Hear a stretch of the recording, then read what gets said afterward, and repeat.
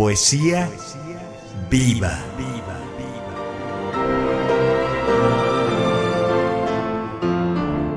Entre el deseo y la memoria.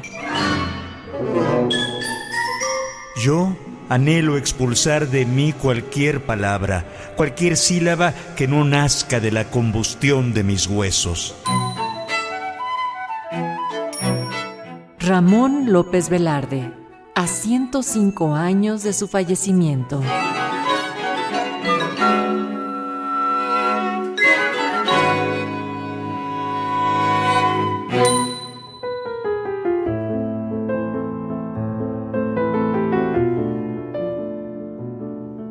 Si contamos con poetas más vastos y mejor y más vigorosamente dotados, ninguno es más íntimo, más misterioso y secreto que López Velarde.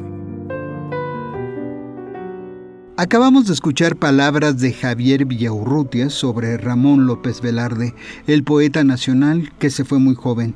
Contaba con 33 años de edad, apenas 4 días después de haber arribado a esta edad, oficialmente a causa de una bronconeumonía, aunque hay quienes piensan que murió de desamor. Han transcurrido 105 años de su partida, el 19 de junio de 1921, y su poesía resulta más vigente que nunca, no solo por la obra que le dio un lugar en la historia de las letras mexicanas como La Suave Patria, sino por desarrollar una poética íntima y nacional, una poesía que desmitifica la lírica y la moral de su tiempo, en palabras de Octavio Paz. Para recordar al poeta y a su obra, en Radio Educación le rendimos un homenaje a través de las miradas de 3 estudiosos que han dedicado buena parte de su vida en hurgar la de Ramón López Velarde: Ernesto Lumbreras, Sofía Ramírez y Víctor Manuel Mendiola. Para mayores señas, los 3 ganadores del Premio Iberoamericano de Poesía Ramón López Velarde, otorgado por el gobierno de Zacatecas a través del Instituto Zacatecano de Cultura. Y les agradecemos a los 3 por conectarse a este programa dedicado a quien se definiera como el poeta nacional.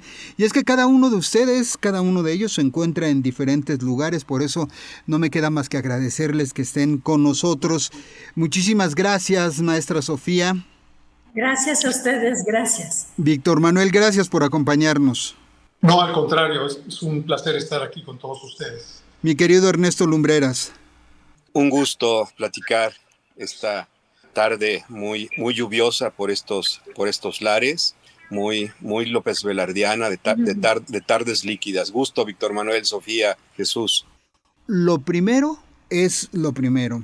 Nació en Jerez, Zacatecas. Pero, ¿cuál era el ambiente familiar al que llegó el poeta Ramón López Velarde? Sofía. Bueno, pues en Jerez hizo los primeros años de educación primaria en la escuela, si no me equivoco, de la Cervantes. Allí estuvo estudiando. Su papá, pues abogado, notario. Yo creo que tuvo esta cosquilla de emigrar a un lugar que tuviera muchísimo más beneficios con respecto al desarrollo tanto de él como profesionista, a la par también de los estudios de los hijos, ¿no?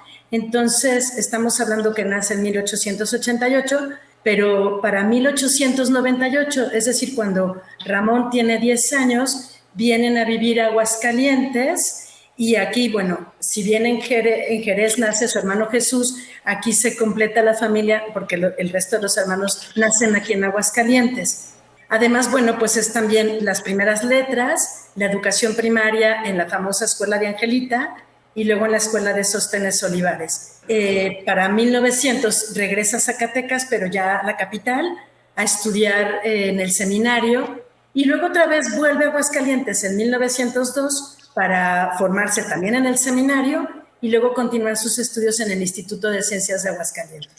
Ernesto, ¿era un ambiente, digamos, literario, cultural en el que creció Ramón López Velarde? Bueno, Jerez era una pequeña ciudad con una tradición católica, un ambiente cultural donde la tradición criolla de la pequeña propiedad con ciertos relámpagos de liberalismo. Una ciudad que, por cierto, nunca llegó el ferrocarril. Sí estuvo en la esfera, ¿no?, de los años del porfiriato, pero también decir que Jerez nunca abandonó la poesía, el imaginario, la añoranza de Ramón López Velarde. Va a estar presente en su obra temprana y en su obra fundamental. Está presente como nostalgia, como jardín subvertido, como Edén subvertido, ¿no? Entonces, ese enclave, esa infancia, su educación, sus primeros atisbos a la sexualidad, su atmósfera en la imaginería de los rituales del catolicismo, pues van a ser elementos señeros esenciales en el futuro poeta Ramón López Velarde. Entonces, esa nacencia en una ciudad como Jerez van a tener implicaciones en el artista, en el poeta. Qué bonita palabra, Ernesto, nacencia. Y es que a final de cuentas, Víctor Manuel, uno lee la poesía de Ramón López Velarde y quizá hay como la experiencia vital la que va construyendo su obra, pero la palabra como tal sí está como sustentada en ese origen. Sí, mira, desde los primeros poemas muchas veces se ha dicho que, digamos, los primeros poemas son menos significativos frente a, digamos, La sangre de bote y zozobra, que ya es un libro que ofrece muchas novedades desde el punto de vista literario, y por supuesto después La suave patria y Todo el son del corazón, que es póstumo, ¿no? Pero desde los primeros poemas uno ve en López Velarde un lenguaje increíble y una percepción del mundo increíble. A mí siempre me ha fascinado un poema que forma parte de la primera parte de su poesía, que dice: el alma llena de recogimiento, mudo los labios, me detengo en cada lugar de tu mansión, ensimismada, cual si la fatigase un pensamiento. El naranjo medita, y sigue el poema. Pero ya, digamos, esta idea de que la mansión está ensimismada, cual si la fatigase un pensamiento, a mí me parece ya un hallazgo igual de importante, de significativo, de trascendental en términos poéticos y en términos de visión del mundo, con respecto a lo que va a ocurrir después de manera distinta, a veces de manera muy oscura, fetichista, hasta casi podríamos decir un poco gótica, de los poemas clásicos de esos poemas oscuros, complejos e irregulares, como dijo, poliédricos, como dijo Javier Villaurrutia. Hay un hecho, Víctor Manuel, que sin duda es importante, como decíamos. La poesía de Ramón López Velarde se construye de muchos de sus momentos significativos. En esta primera etapa, ¿cuáles consideras que hayan sido los más importantes, que fueron definiendo incluso quizá su relación con la poesía? Yo creo que básicamente digamos, lo que lo define es en ese, digamos, primer periodo es, digamos, sus lecturas, digamos, muy tempranamente su relación, su admiración, su amor por Josefa de los Ríos, la amistad con Enrique Fernández Ledesma, y luego el paso, los cambios de ciudades, de Zacatecas, Aguascalientes, la visita muy pequeño a la Ciudad de México, en fin, todos estos elementos me parece, bueno, y por supuesto el imaginario de su ciudad natal, Jerez, ¿no? Entonces, todos estos elementos van constituyendo el imaginario de López Velarde, que podemos entrever gracias a, digamos, a los estudios que se han hecho de su vida y de la biografía de López Velarde, ¿no? Por ejemplo, muy importante, no hay, todo mundo alude a él, el texto fundamental de Guillermo Sheridan, ¿no? Sofía, el seminario sin duda fue fundamental, tan solo porque ahí se empezó a acercar a quienes fueron fundamentales en su vida. ¿Cómo fueron esos años en la vida de Ramón López Velarde? Bueno, en el seminario de aquí de Aguascalientes creo que la figura de López Velarde fue también fundamental para el propio seminario, para su generación. ¿Por qué? Porque fue regente de estudios de la Academia Latina León XIII. Y en esta academia, pues hacían traducciones, hacían disertaciones, y bueno, yo me imagino que leyó muchos de los textos clásicos, incluso en latín y en griego, ¿no? Sí creo que es fundamental porque también dentro del seminario tenían actividades literarias, lo podemos constatar con invitaciones de actos públicos a los que pues apadrinaban diferentes personalidades, incluso su padre apadrina un acto de bella literatura, que así se titulaba, Bella Literatura. Y entonces, bueno, también escribían, también había una expresión por la expresión poética con las formas clásicas, ¿no? Entonces sí creo que, además de lo que ya abordaron mis amigos, Víctor y Ernesto, esta parte del imaginario López Velardiano, Jerez sí, pero también la religión católica tiene una función primordial en los tópicos López Velardianos que aborda durante toda su vida, ¿no? O sea, él nunca dejó de ser católico, nunca lo negó, la fe, el credo lo tenía muy claro, los dogmas de la fe. Él decía que su problema eran los mandamientos, seguir como las reglas. Eso se lo dice en una carta a Eduardo J. Correa. Pero sí, el seminario cumple una función tanto en esta formación sentimental, por así decirlo, y religiosa, por supuesto, pero también en la parte literaria, porque ahí empieza a acercarse a las primeras letras, a conocerlas, pero sobre todo él empieza a figurar como un personaje dentro del seminario que regía ciertas dinámicas académicas. Entonces creo que tanto el seminario se benefició, en esta generación se benefició de López Velarde, como López Velarde del seminario. Yo creo que es una época muy importante para la formación precisamente del poeta. Yo creo que ahí descubre su vena. La revolución, sin duda, Ernesto, fue importante en la formación de Ramón López Velarde. ¿A qué se habrá debido su paso del seminario a la carrera de leyes? Bueno, una vez que se desengaña de una posible vocación religiosa, es decir, su ordenamiento como cura, como sacerdote, es en buena parte ese tránsito al instituto, ¿no?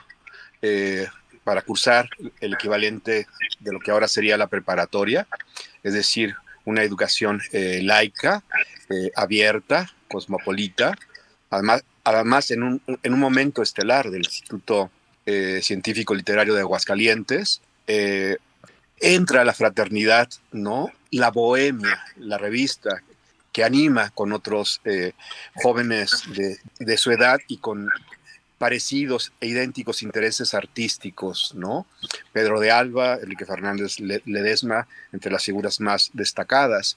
Pero también en este momento se está iniciando, ¿no?, otro de los perfiles muy interesantes en la vida y en la obra de Ramón López Velarde, que es el periodismo, pero también esto que tocas, Jesús, el interés, ¿no?, por su aquí y su ahora, es decir, el momento que está viviendo el país, que en ese momento el joven Ramón López Velarde ve las primeras noticias de apertura democrática a partir de la famosa entrevista de Porfirio Díaz con el periodista Krillman, y se emociona, se conmueve, está llamado, ¿no?, a participar en los cambios que se avisoran en el presente mexicano. Y cuando se configura una figura como la de Francisco Madero, con el movimiento antirreeleccionista, pues será un maderista de la primera hora. Llegado el momento, ya como estudiante de Derecho en San Luis Potosí, pues habrá de estrechar, ¿no?, esa mano de una figura política que va a ser importante para Ramón López Velarde, ya estacionado en la Ciudad de México. Y ahí, por supuesto, la revolución, esos 10 años de guerra civil, pues Ramón López Velarde pasará por momentos difíciles, penosos, encrucijadas políticas, y en algunos momentos de tragar algunos sapos, dada su condición de orfandad, de guía política, pero también en situaciones exigencia económica. Entonces, la revolución para Ramón López Velarde tiene pasajes de terror, ¿no? El asesinato en Zacatecas de uno de sus tíos más queridos, el padre Inocencio López Velarde. Después del asesinato de Madero, Ramón López Velarde se juega sus monedas políticas a la figura de Venustiano Carranza y de algún modo va a ser su último filiación política que tendrá Ramón López Velarde con una de las figuras del movimiento armado de la segunda década del siglo XX mexicano. Pues aquí tenemos una primera reflexión sobre la vida y la obra de Ramón López Velarde. Antes vamos a hacer una pausa y los invitamos a escuchar Y pensar que pudimos, de su primer poemario, La sangre devota, cuya lectura estuvo a cargo de Alejandro Aura.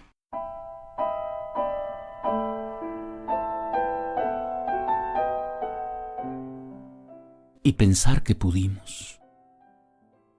Y pensar que extraviamos la senda milagrosa en que se hubiera abierto nuestra ilusión como perenne rosa. Y pensar que pudimos enlazar nuestras manos y apurar en un beso la comunión de fértiles veranos. Y pensar que pudimos en una onda secreta de embriaguez deslizarnos, balsando un vals sin fin por el planeta. Y pensar que pudimos, al rendir la jornada, desde la sosegada sombra de tu portal y en una suave conjunción de existencias, ver las cintilaciones del zodiaco sobre la sombra de nuestras conciencias.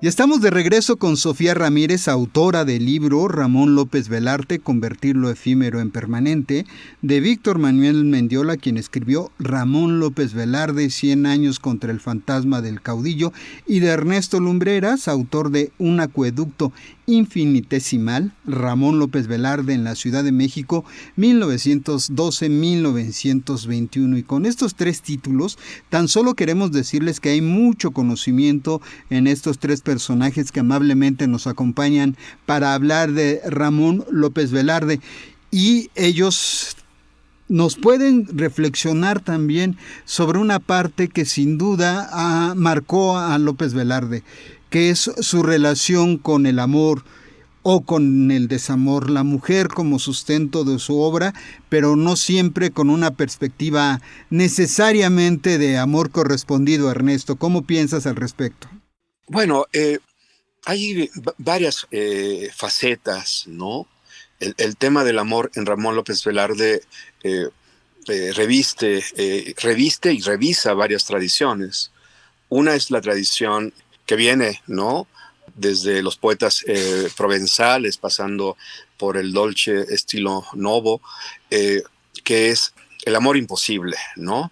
El amor que necesita de una pantalla, de otra mujer para poder, de algún modo, desahogar, ¿no?, el deseo y las frustraciones amorosas. Creo que la figura que menciona Víctor Manuel Mendiola, la figura histórica, la figura de carne y hueso, Josefa de los Ríos, encarnaba esta dualidad, ¿no?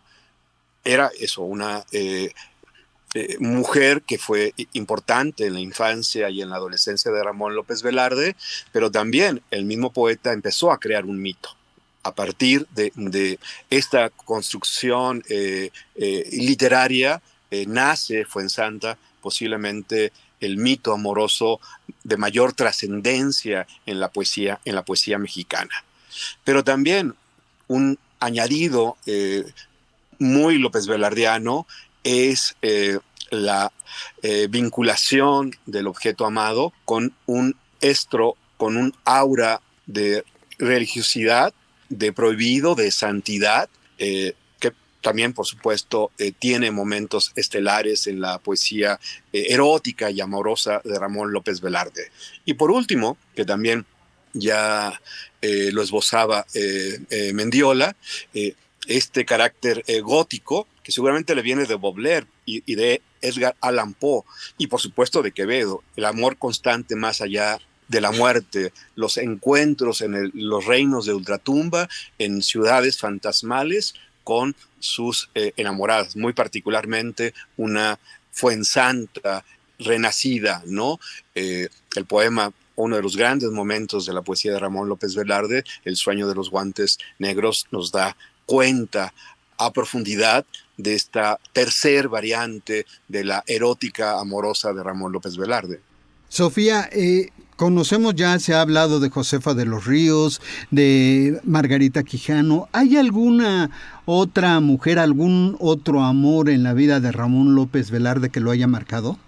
Yo creo que estas son las dos figuras más emblemáticas, pero sí aparecen otras figuras femeninas, como, bueno, pues María Nevares, que es en San Luis Potosí la inspiradora al poema No me condenes, que creo que es importante porque ese poema es precioso y entonces te da una idea de cómo era precisamente su necesidad de amor y su búsqueda del amor. Pero bueno, hay otras figuras que él menciona. Además, bueno, también en San Luis habla de Teresa Toranzo, por ejemplo, que dice que su cabellera era para ahorcarse en ella, ¿no? Y hay muchas más. Fermosillo, que era si no me equivoco, la hermana de la esposa del médico que atendió a Saturnino Herrán, que bueno, también tuvo alguna relación con ella. Está Margarita González, que es esta chica de Lagos a la que él intercambia correspondencia con ella. Pero yo quiero destacar dos cosas que me parecen fundamentales, o quizá tres. Una es que desde que él empieza no olvidemos que en Aguascalientes escribe algunos textos, pero también escribe sobre Aguascalientes en el tiempo, o posteriormente a su estancia, en esta cuestión de la añoranza y la nostalgia. Y justo la Escuela de Angelita, pues habla un poco de esta búsqueda del amor de las mujeres, las figuras femeninas, porque no olvidemos que la Escuela de Angelita era una escuela para niñas en las que asistían un puñado de chicos, de hombres, de varones, porque además se lo dice, pues los niños principales asistían a estas escuelas de mujeres donde ellos podían departir con ellas. Y entonces cuenta, en la Escuela de Angelita menciona todo un ramillete de figuras femeninas que es muy interesante, pero dices que era importante. Nosotros, qué mejor recibir las primeras letras desde el conocimiento de una mujer o de un grupo de mujeres como las maestras y compartir con un grupo de mujeres que eran las compañeras, tanto de su grado como las chicas más grandes, ¿no? Que también él tiene como una cierta inclinación a las chicas mayores. Y luego también en el texto que me parece formidable, el de las santas mujeres sobre Saturnino Herrán y las mujeres que lo acompañan, hay una frase muy linda que dice: nacimos y morimos en los brazos de la mujer. Entonces, esto habla justo de lo que representa la figura femenina en la poética López Velardiana. Y de ahí podemos seguir hablando también con respecto a todas sus relaciones de mujeres mayores, pero sí también mujeres que no eran tan agraciadas físicamente, porque también eso no específicamente lo dice él, porque además a él las encuentra todas bellas y todas favoritas. Pero ahí en las cartas con Correa y en las notas que hace Sheridan con respecto a este rescate, donde en otras cartas Correa habla con otros amigos sobre el mal gusto de López Velarde. Entonces creo que la figura de la mujer es fundamental, pero además lo que más me gusta, que aunque podamos pensar que no eran las más agraciadas, es que eso no importa. O sea, lo importante es justo la figura de la mujer y la belleza que él podía encontrar en la figura de la mujer, desde tanto física como en sus maneras, en su comportamiento. A mí eso me parece interesantísimo porque no está rompiendo con estos patrones, ¿no?, de la belleza femenina en la que están inmersos en los románticos, por ejemplo, ¿no? Creo que rompe con esto y rompe también con estos patrones de no es la chica muy joven, es la chica mayor, pero además es el amor imposible, pero además sí tiene todos estos antecedentes románticos, pero los rompe. como rompe con un montón de cosas, por eso estamos hablando de él, ¿no? Por esta cosa revolucionaria de su poesía, reveladora de su poesía. Nada más no te nos adelantes tanto ese tema, Sofía, que vamos a llegar. Víctor Manuel, a mí lo que me gusta mucho de esta visión romántica que hay en torno a las mujeres, de esta perspectiva de recuperar las raíces, es que estamos hablando también de un poeta que empieza como a romper una etapa de la poesía y pasamos del modernismo. Se ha hablado desde esta perspectiva académica que él representa el posmodernismo o el paso hacia la poesía mexicana contemporánea. ¿Cómo valoras esto, Víctor Manuel? Mira, hay dos frases muy interesantes. Una es de Tablada, cuando Tablada dice: qué poeta, qué pasmosa simultaneidad de cerebro y corazón. Que esto es muy importante, porque en López Velarde, digamos, siempre nos asombra por este lado que hemos llamado, con justicia, la intimidad, el lado íntimo que desarrolla. Claro, un lado íntimo que es, digamos, es singular, porque vuelvo otra vez a la frase de Villaurrutia, que me parece que lo define con una enorme claridad. La poesía de López Velarde, la intimidad que desarrolla López Velarde es poliédrica, compleja e irregular. Está creando simetrías, pero simetrías que siempre se están moviendo de manera muy extraña, ¿no? Y oscura, ¿no? Y esto sucede porque, por un lado, está, digamos, introduciéndose en este mundo interior, pero este mundo interior es profundamente cerebral también. Y aquí me viene la otra frase que también me parece que es muy importante, la de su amigo Enrique Fernández Ledesma, que dice que su poesía era equilátera. Claro, lo de equilátero alude más a una cierta, digamos, regularidad, pero yo creo que Enrique Fernández Ledesma lo que quiere destacar es que hay constantemente en López Velarde una acción del pensamiento que está entretejiéndose con el corazón, ¿no? Definitivamente la poesía de López Velarde, lo notable de la poesía de López Velarde, él mismo lo expresó cuando dijo: el sistema poético se ha transformado en sistema crítico.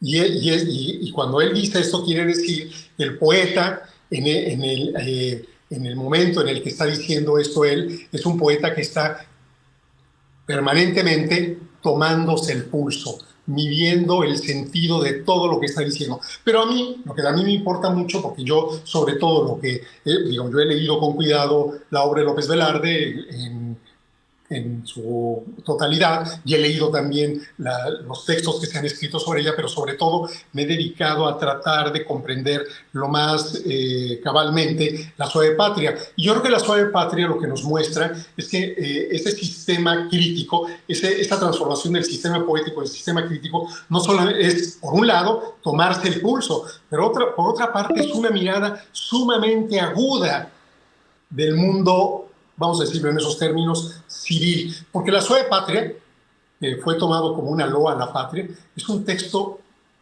implacable en términos críticos. Se está mirando a México de una manera, en esta suavidad hay una enorme, hay una agudeza y un planteamiento fuerte en contra de la violencia, criticando la revolución, criticando a los caudillos, y criticando probablemente al caudillo de la revolución triunfante en ese momento, ¿no?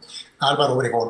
Entonces, digamos, este sistema crítico es un sistema crítico que tiene que ver también con lo civil, con lo social, con lo épico. Claro, él mismo lo dijo en la novela de La Patria.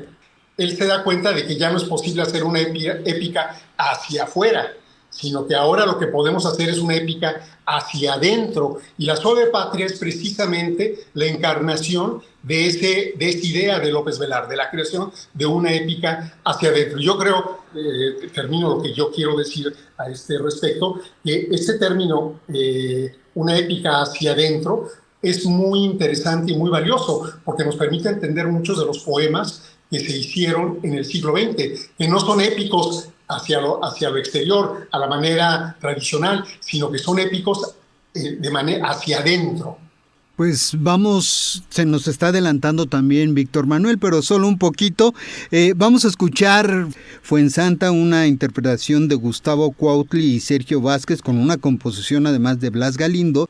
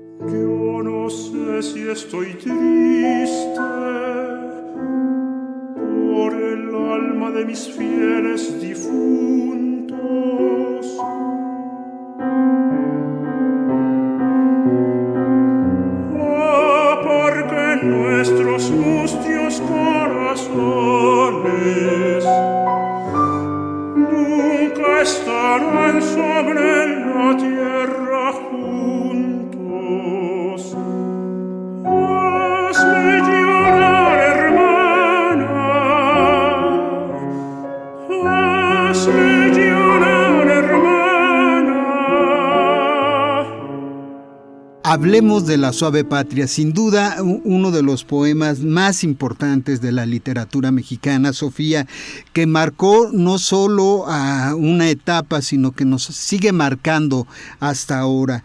¿Por qué? ¿Cómo ubicamos a La Suave Patria dentro del canon de la literatura mexicana, Sofía? Yo creo que lo que representa La Suave Patria, bueno, en su momento los críticos la tomaban como muy a la par de un canto nacional, ¿no? Creo que representa un momento histórico, como bien ya lo anotó Víctor Manuel. Creo que nos está invitando a buscar una patria distinta a la que está, a lo que está sucediendo en ese momento histórico, ¿no? Estamos hablando de 1921, todo el daño que ha causado la guerra de revolución y todo esto, pues justo él lo ve porque, como también apuntó Ernesto, pues en carne propia, su tío Inocencio es asesinado durante estas guerras. Y entonces él lo vive y siente esta necesidad de una búsqueda de una patria que muchos críticos han hablado desde un aspecto maternal, por eso es suave, por eso se vuelve una matria, una patria que nos cuida, que nos protege, que ya estuvo lastimada, pero que también nosotros tenemos que cuidarla y sobre todo también como con esta cosa aguerrida, sin que sea como violenta, ¿no? Pero que sea como esta patria propia, íntima. Yo creo que eso es muy, muy importante y yo creo que trasciende a solamente verlo desde este aspecto como un canto patrio, lo trasciende porque yo creo que ahí sí, en La Suave Patria es mi punto de vista y bueno, según también lo que he leído con Víctor Manuel, lo que he leído con Ernesto, sintetiza como toda su poética, toda la poética López Velardiana. Estamos hablando de los 5 sentidos, este poema se lee, por supuesto, pero se respira, se escucha, se saborea, se huele. Es un poema de los sentidos, pero además también no rescata, él le da un lugar, reivindica y posiciona a estas pequeñas cosas que las tenemos tan cercanas que las dejamos de observar, como las fiestas patronales, como el el niño Dios, que es el niño que cada Navidad nos lleva los regalos a todos los niños de provincia, ¿no? O sea, creo que sintetiza esto porque también porque tiene una base religiosa, porque habla también de los políticos y jugarse las cartas con el diablo con respecto a la política, en de lo que es el petróleo, ¿no? Que lo menciona claramente. Entonces está la religión, está el amor, están las mujeres y eso, los sentidos, que para mí es un poeta que todo el tiempo, él lo dice, es el pasmo de los 5 sentidos. Todo el tiempo, además de ser esta combustión de sus huesos, que desde ahí es donde se expresa, me queda claro esta pasión que expone en La Suave Patria, pero sí, justo, no está desligada a su forma de escribir, a su poética, a lo que le interesa. Es un poema complejo, como lo que es la poesía López Velardiana, muy compleja, se ha vuelto popular, es accesible, qué bueno que todo el mundo lo lea. Aquí es más bien seguir desenmarañando, porque creo que seguiremos descubriendo cosas nuevas a partir de cómo nos habla en estas generaciones, en esta época, generaciones nuevas, en esta época, cómo nos habla La Suave Patria. Yo creo que es un poema fundamental por eso, porque para mí sintetiza además todo lo que es la poética López Velardiana, todo lo que es también su ideología, todo lo que es su formación, su amor a las mujeres. Has descrito, Víctor Manuel, que se trata de una visión inconforme, contestataria, rebelde. Sí, yo diría que el título mismo, La Suave Patria, que es de alguna manera un oxímoron. Claro, uno podría, porque la patria casi siempre tiene un sentido contrario, de una cosa ostentosa, que retiembla, ¿no? Que tiene que ver con las grandes acciones, y él está hablando, precisamente la está transformando en su opuesto. ¿Por qué? Porque la patria es una mujer también, como acaba de decir Sofía. Ese es el punto. La patria se transforma en una mujer y ella la está mirando como una mujer, y el poema está lleno de mujeres. Hay hombres, por ejemplo, está Cuauhtémoc, pero el poema está lleno de mujeres. Y el punto fundamental es que el poema fue reconocido una vez que se publicó el poema, contradictoriamente. El poema fue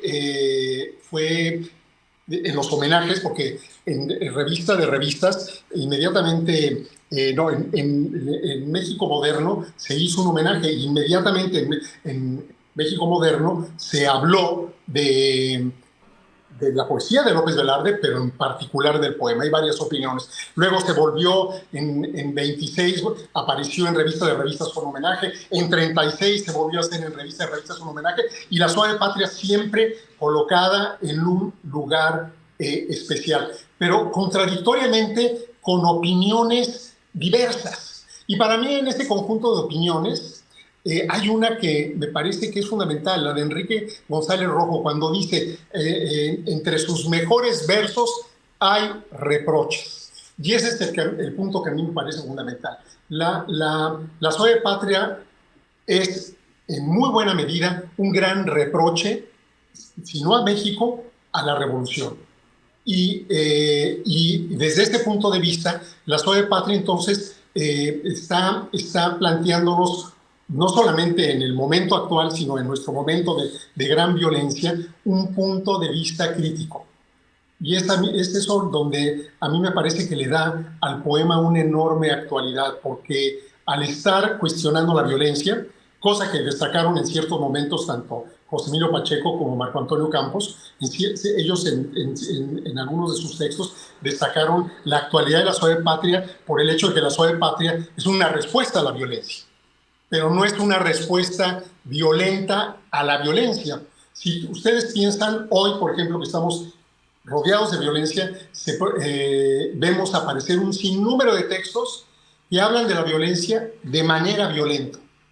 López Velarde precisamente realizó la operación contraria. En medio de una gran violencia, y bueno, y tengo que decir una cosa que me parece muy importante. Efectivamente, López Velarde perdió a su tío, que defendía a un grupo de muchachas que estaban siendo secuestradas por villistas. Cuando uno ve los artículos de López Velarde y ve lo que López Velarde dice de los villistas y de los zapatistas, los trata como bandas de asesinos. O sea, él tenía una visión, su visión de la Revolución Mexicana es una visión peculiar. No estaba, sobre todo era un crítico de la violencia, sobre todo era un crítico del autoritarismo, bajo la forma caudillista, y eso es lo que le da una enorme actualidad ahora. Es más, yo incluso a veces he pensado, ¿por qué Octavio Paz no comprendió cabalmente la suave patria? Ni siquiera comprendió cabalmente el título, porque dice que el título dice la patria no es suave. Es que López Velarde estaba precisamente en la idea de la suave patria haciendo una operación, un oxímoron. Estaba haciendo una operación crítica. Y yo creo que es una pena que Octavio Paz haya tomado una actitud, digamos, negativa frente a la suave patria, que en realidad está retomando la opinión, aunque no lo dice, la opinión de Villaurrutia y la opinión de Torres Bodet, porque Torres Bodet en su texto también ve a la suave patria como un texto, no me acuerdo ahorita las palabras exactas, pero le da un valor menor, lo ve como algo mucho menos interesante. Y Villaurrutia en el texto fundamental que escribe en 35 no menciona por su nombre a la suave patria, aunque dice, se ha exaltado la suavidad local de la patria, o no dice de la patria, de México, ¿no? Entonces, lo que yo quiero decir es que a mí me parece que Octavio Paz en realidad está haciéndose eco de la opinión de Villaurrutia, y eso probablemente le impidió ver la originalidad del poema, que es un poema crítico y que era un poema casi perdónenme que lo diga así, casi escrito para que él hubiera hecho un enorme ensayo sobre este carácter tan beligerante, tan apasionado y tan agudo sobre la realidad mexicana. Después de esta reflexión que nos acaban de hacer Sofía y Víctor Manuel, Ernesto, ¿podríamos decir que en La suave patria está la sombra y la visión de los vencidos? Por supuesto, es un poema vertebral, ¿no?, en la poética de Ramón López Velarde, su canto de cisne, pero es un poema de equívocos y también de ocultamientos. Para mí, por ejemplo, la fama póstuma de este poema oculta el monumento López Velardiano, que eso sobra. La gran apuesta donde el poeta se juega sus mejores cartas y donde da, ¿no?, un golpe de timón a su poética y de algún modo también, ¿no?, a la poesía que está en tránsito del modernismo a la vanguardia o al posmodernismo. De pronto las nomenclaturas son un tanto ociosas. Eso sobra. En zozobra está el poeta, pues eso, profundizando sus paisajes de provincia, haciéndolos más complejos, no solamente desde una retórica, sino de una complejidad psicológica. Son cuadros que tienen, ¿no?, una hondura, pliegues y repliegues de escenas o de flujos de conciencia, de algún modo eso, que lo conectan con los momentos de la literatura moderna, es decir, Kafka, es decir, Eliot, es decir, Pessoa, es decir, Joyce. En esas latitudes creo que está pendiente hacer las lecturas de Ramón López Velarde, ¿no? Entonces sí, por supuesto, me emociona este canto sensorial que es la suave patria, un poema en las antípodas de lo que había escrito uno de los capitanes de Ramón López Velarde. Me refiero a Amado Nervo en 1910, La Edad de Bronce, ¿no? Efectivamente, no es un canto broncíneo, no es un canto a las estatuas, es un canto, eso, a los vencidos, por supuesto. El héroe que rescata Ramón López Velarde es Cuauhtémoc, pero también es el Partido Conservador, ¿no? También es la Iglesia Católica, también son los pueblos devastados por la revolución, su pueblo para empezar, ¿no? Pueblos que fueron destruidos, las mujeres violadas, las iglesias saqueadas, y esa gran emigración que se dio a la Ciudad de México. Por supuesto, la familia de Ramón López Velarde fue una de ellas, que salió huyendo con lo poco que pudo rescatar. Entonces, su homenaje al ejército trigarante de algún modo tiene la valencia de los derrotados de la revolución, y por supuesto uno de los derrotados políticos es su padrino, Venustiano Carranza. Entonces sí hay una crítica sutil, una crítica de poeta, pero sí, una de las banderas equívocas fue colocarla el poeta de la patria, el poeta del nacionalismo. Es algo más que eso, ¿no? Como es algo más que un poeta católico. Pero sí, el ocultamiento de la suave patria es a su monumento mayor, que es zozobra, y la obra que se rescata posteriormente, ¿no? Hablamos del poeta, pero también tenemos que destacar, nos lo hizo saber este gran estudioso de Ramón López Velarde, también al prosista, ¿no? Vamos a escuchar un fragmento de La suave patria en voz de Juan José Arreola, porque no podemos hablar del tema sin escuchar un fragmento de este gran poema. Yo, que solo canté de la exquisita partitura del íntimo decoro, alzo hoy la voz a la mitad del foro, a la manera del tenor que imita la gutural modulación del bajo, para cortar a la epopeya un gajo. Navegaré por las olas civiles con remos que no pesan, porque van como los brazos del correo Chuán, que remaba la Mancha con fusiles. Diré con una épica sordina: la patria es impecable y diamantina. Suave patria, permite que te envuelva en la más honda música de selva, con que me modelaste todo entero, al golpe cadencioso de las hachas, entre risas y gritos de muchachas y pájaros de oficio carpintero.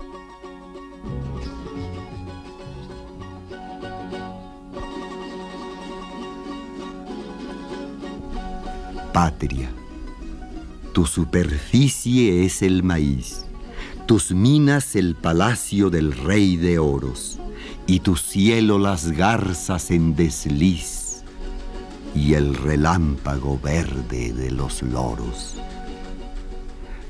El niño Dios te escrituró un establo, y los veneros de petróleo el diablo. Sobre tu capital, cada hora vuela ojerosa y pintada en carretela, y en tu provincia, del reloj en vela que rondan los palomos colipavos, las campanadas caen como centavos. Patria, tu mutilado territorio se viste de percal y de avalorio. Suave patria, tu casa todavía es tan grande que el tren va por la vía como aguinaldo de juguetería, y en el barullo de las estaciones, con tu mirada de mestiza, pones la inmensidad sobre los corazones. Y ya estamos muy cerca del final de este programa especial con el que le rendimos homenaje a una figura como la de Ramón López Velarde a 105 años de su partida. Y por supuesto aquí lo importante es hablar, Sofía, acerca de su vigencia. ¿Qué tan vigente sigue siendo Ramón López Velarde? Bueno, creo que López Velarde es el poeta, o sea, más allá de las etiquetas que ahora lo mencionaban mis amigos Ernesto y Víctor, más allá de la etiqueta del poeta nacional, del poeta católico, del poeta de provincia, creo que es el poeta. Y al final, al ser el poeta, pues habla de todo lo que son precisamente las zozobras del alma, del corazón. Creo que él habla trata de explicar y generando preguntas, que eso finalmente hace la buena poesía, es no dar respuestas, genera preguntas y tiene que ver con la esencia del individuo, ¿no? De cosas universales, de aspectos universales que conforman a cada ser en la individualidad, pero que además tiene una proyección colectiva, ¿no? Creo que es una búsqueda constante del individuo que todo mundo experimenta en cualquier momento. Entonces, creo que López Velarde aborda temáticas que creo que nos tocan en cualquier momento, en cualquier época. Esa es la trascendencia de López Velarde. Esa es la propuesta de López Velarde, que no se queda con yo digo un chico porque murió a los 33 años, un poeta católico con cierta formación en provincia, que leyó ciertos autores, que creo que justo él, en el momento en que tenía esta necesidad de hablar de sus propias inquietudes, creo que nos toca a todos, creo que nos llama a todos, porque creo que eso es lo que hace un gran poeta, ¿no? Y yo creo que López Velarde, como bien dice Ernesto, y es muy interesante porque yo no lo había reflexionado de esta manera, como la Suave Patria está sobre el resto de la poesía de López Velarde, zozobra, que es tan fundamental para la poesía contemporánea, la poesía nacional, ¿no? Creo que es importante. Y si nosotros buscamos, nosotros como yo pienso que promotores de la obra y vida de López Velarde, como nuestra responsabilidad, porque creo que al tener un reconocimiento como el que hemos tenido los tres, no solamente es el reconocimiento de lo que hemos hecho, sino el compromiso de seguir haciéndolo. Y entonces en este compromiso creo que nosotros tenemos que hacer notar, porque ni siquiera hay que reivindicar, creo que ahí está López Velarde. Lo que tenemos que hacer es notar que López Velarde nos habla a todos y que finalmente todo lo que él aborda y toda su temática tiene que ver con las cuestiones fundamentales del individuo, del ser humano, del hombre. Apenas y con estas palabras de Sofía, si se alcanza a notar un poco la pasión que le despierta a Ramón López Velarde. Pero ustedes, Sofía, Víctor Manuel, Ernesto, son estudiosos y sobre todo lectores de la obra de Ramón López Velarde. Pero Ernesto, ¿cómo está tocando a los jóvenes Ramón López Velarde, Ernesto? Lo importante es que esté circulando la poesía de Ramón López Velarde en los nuevos formatos, en los teléfonos celulares, pero también que esté circulando su poesía en ediciones. Creo que tenemos pendiente, una actualización de sus obras. Ha habido mucha información, hay novedades, hay cartas, por ejemplo, que deberían ya estar integradas, ¿no?, a las obras completas de Ramón López Velarde, una tarea que el Fondo de Cultura Económica tuvo por décadas y bueno, sigue pendiente. El tema entraña con la educación, de qué manera en los libros de texto las humanidades están cada vez más difuminadas. Esta práctica que todavía mi generación, que cursamos la primaria en los años 70, la lectura en voz alta, que era el lugar estelar para que la poesía surgiera.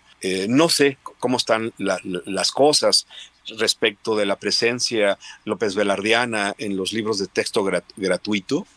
En mis libros había pasajes de Ramón López Velarde. Habría que preguntarnos, es una tarea pendiente, asomarnos, ¿no? Qué tan presente está la obra de Ramón López Velarde en estos instrumentos pedagógicos de la educación en México. Pero seguramente una puerta de entrada es La Suave Patria, son los poemas de la sangre devota, y ya un ejercicio mayor. No recomendaría entrar por zozobra, pero sí puertas de inicio, la audacia en el paisaje de La Suave Patria, esos pequeños haikus que están incrustados en el poema de Ramón López Velarde. Apenas acabas de recibir, Víctor Manuel, el Premio Iberoamericano. Rápidamente, ¿qué representó para ti este galardón? Básicamente, el contento de formar parte de una comunidad de lectores de La Suave Patria y de una pasión de la literatura mexicana. Para mí fundamentalmente es eso, y no puedo dejar de decir, porque me parece importante, hace unos años escribió José Emilio Pacheco, al hablar de la poesía de López Velarde y en particular de La Suave Patria, habló de la patria escalofriante. Y precisamente ese es el punto, esa patria escalofriante que vivió López Velarde, que vivimos nosotros en la actualidad, que es a la que se refiere Pacheco. López Velarde le opuso, porque él vivía en una patria escalofriante en su época. Mataron a su tío, mataron a Carranza, mataron a Madero, los caudillos, las bandas villistas y zapatistas iban raptando mujeres, violándolas, cosas con las que él no estaba de acuerdo. Entonces también era una patria espeluznante la de él. Y a esa patria espeluznante él le opuso la suave patria, en donde a tu nopal inclinas el rosal. Pues no nos queda más que agradecer infinitamente a quienes nos han acompañado a este homenaje a Ramón López Velarde, Ernesto Lumbreras, Sofía Ramírez, Víctor Manuel Mendiola, que desde diferentes lugares se han conectado con nosotros para poder reflexionar acerca de este poeta. Se puede decir de muchas maneras, el poeta católico, el poeta nacional, pero por sobre todas las cosas, un gran poeta mexicano. Muchísimas gracias, Ernesto, Víctor Manuel, maestra Sofía, por acompañarnos.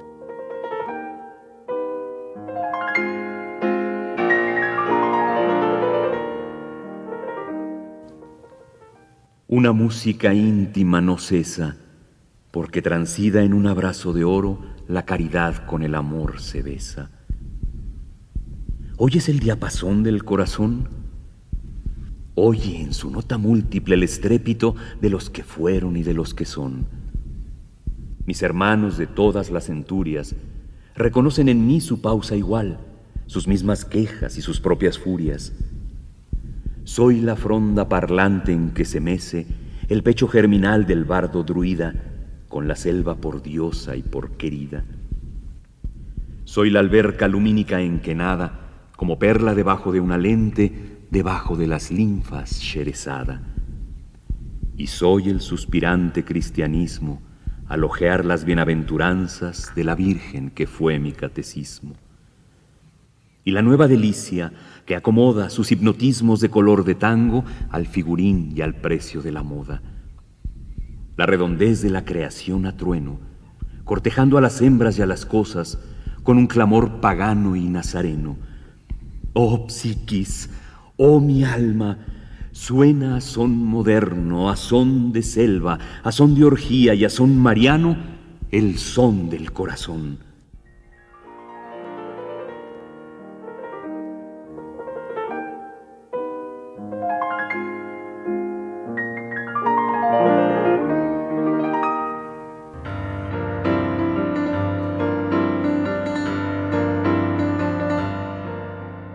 Les agradecemos que nos hayan acompañado en este homenaje a Ramón López Velarde. Este fue un programa del Departamento de Información Cultural de Radio Educación. En la realización, Claudia Guzmán, asistencia y musicalización, Wendy Ábalos, controles técnicos a cargo de Salvador Valero, guión, y en el micrófono le acompañó Jesús Alejo Santiago. Hasta pronto.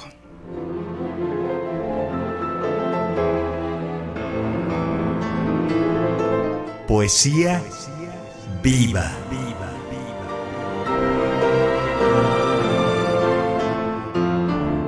Entre el deseo y la memoria. Yo anhelo expulsar de mí cualquier palabra, cualquier sílaba que no nazca de la combustión de mis huesos. Ramón López Velarde, a 105 años de su fallecimiento.